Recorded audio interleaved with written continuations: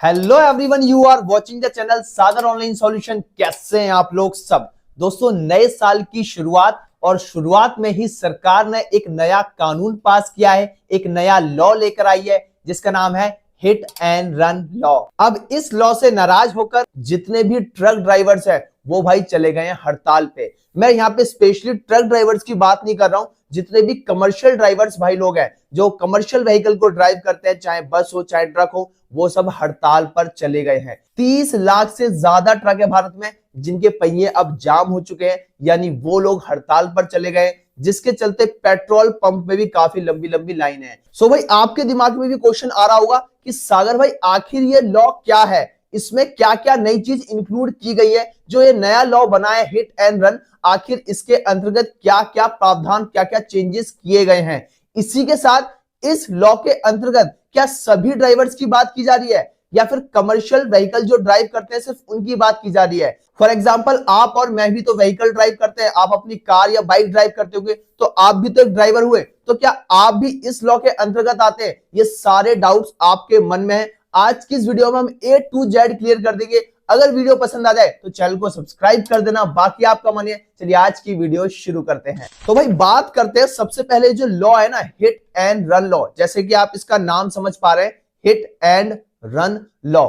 इसमें कहा गया है कि अगर कोई भी ड्राइवर, यहां पर कहा गया कोई भी ड्राइवर, कोई भी प्राइवेट या कमर्शियल ड्राइवर की बात नहीं हो रही है, सभी ड्राइवर्स की बात हो रही है, चाहे वो कमर्शियल व्हीकल को ड्राइव करता हो चाहे वो प्राइवेट व्हीकल को ड्राइव करता हो, सभी ड्राइवर्स की बात की जा रही है। अगर कोई भी ड्राइवर एक्सीडेंट केस में, अगर उससे कोई एक्सीडेंट हो जाता है, उस केस में अगर वो बिना सूचना दिए, बिना इन्फॉर्म करे पुलिस को या वहां की लोकल अथॉरिटीज को भाग जाता है, उनको बिना इंफॉर्मेशन की दिए भाग जाता है, तो उस पर अब 10 साल तक की जेल और 7 लाख रुपए का जुर्माना यहां पर तय किया गया है। इसी के साथ गवर्नमेंट ने यह भी कहा है कि अगर कोई इंफॉर्मेशन देता भी है तो भी 10 साल की सजा और 7 लाख रुपए का जुर्माना लगेगा ही। अब हमारे ट्रक ड्राइवर या जो कमर्शियल ड्राइवर है वो भाई इसीलिए प्रोटेस्ट कर रहे हैं कि उनकी सैलरी ही 40 से 50 हजार के बीच में बन जाती है, तो वो 7 लाख रुपए का जुर्माना क्यों भरेंगे। अब इसी के साथ भाई उनके मन में दूसरा डाउट यह है कि अगर हमने इंफॉर्मेशन दी तो जो पब्लिक है वहां पर वो हमें वैसे ही पीट पीट के मार डालेगी, तो हम उस जगह पर इंफॉर्मेशन देने के बाद भी क्यों रुके। तो ये सारा पंगा इस चीज को लेकर चल रहा है। क्वेश्चन आता है कि भाई ट्रक ड्राइवर और बस ड्राइवर ये प्रोटेस्ट क्यों कर रहे हैं, हम जैसे प्राइवेट ड्राइवर जो प्राइवेट व्हीकल को ड्राइव करते हैं वो इतना ज्यादा प्रोटेस्ट क्यों नहीं कर रहे हैं। तो देखो मैं आपको एक चीज क्लियर बता दूं जो कोई नहीं बताएगा, कि भाई जितने भी कमर्शियल ड्राइवर्स होते हैं ना वो मैक्सिमम टाइम पे सड़क पे रहते हैं। फॉर एग्जांपल अगर कोई बस ड्राइवर है तो भाई उसको लगभग 8 से 9 घंटे या मैक्सिमम 10 घंटे भी अपना जो व्हीकल है, जो बस है, वो सड़क पे चलानी है। इसी के साथ जो ट्रक ड्राइवर है वो भी भाई सड़क पे मैक्सिमम टाइम रहते हैं, तो उनके ज्यादा चांसेस है कि एक्सीडेंट हो जाए। और देखो एक्सीडेंट कोई जानबूझ के नहीं करता, कुछ ना कुछ वजह होती है। हाँ, ऐसे कुछ लोग होते हैं जो ड्रिंक एंड ड्राइव करते हैं, तो उनके लिए तो ये कानून बिल्कुल ठीक है और होना भी चाहिए,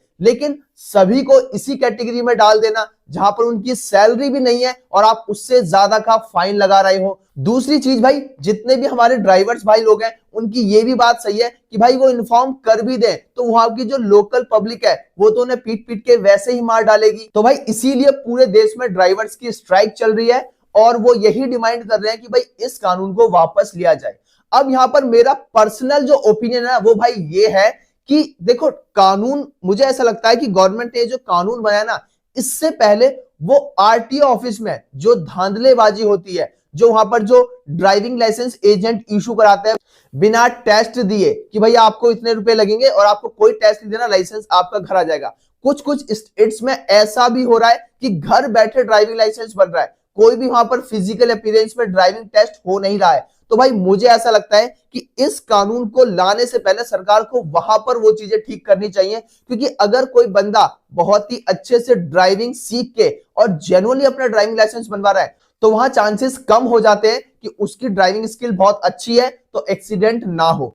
सो भाई मेरा ओपिनियन ये कहता है कि गवर्नमेंट को सबसे पहले जो ड्राइविंग लाइसेंस बनवाते टाइम जो धांधलेबाजी होती है उसको बंद कर देना चाहिए। सभी लोगों का ड्राइविंग टेस्ट होना चाहिए, रिकॉर्ड में रहना चाहिए और अगर उसमें कुछ भी ऐसी मिस्टेक्स लगती है तो उनकी फाइल को रिजेक्ट करके दोबारा अप्लाई करने के लिए बोल देना चाहिए। सो भाई सागर ऑनलाइन सॉल्यूशन की जनता इसके बारे में क्या सोचती है, आप प्लीज मुझे कमेंट सेक्शन में जरूर बताना। सबकी राय जानना बहुत ही ज्यादा जरूरी है, क्योंकि देखो ड्राइवर्स की कैटेगरी में हम लोग भी आते हैं, मैं भी आता हूं, मैं भी अपना व्हीकल ड्राइव करता हूं, आप लोग भी अपना व्हीकल ड्राइव करते हैं। सो भाई इस कानून के बारे में आप क्या सोचते हो, एक बार कमेंट सेक्शन में जरूर बताना। और अगर वीडियो इंफॉर्मेटिव लगी तो चैनल को सब्सक्राइब कर देना। Thank you so much and thanks a lot. जय हिंद, जय भारत।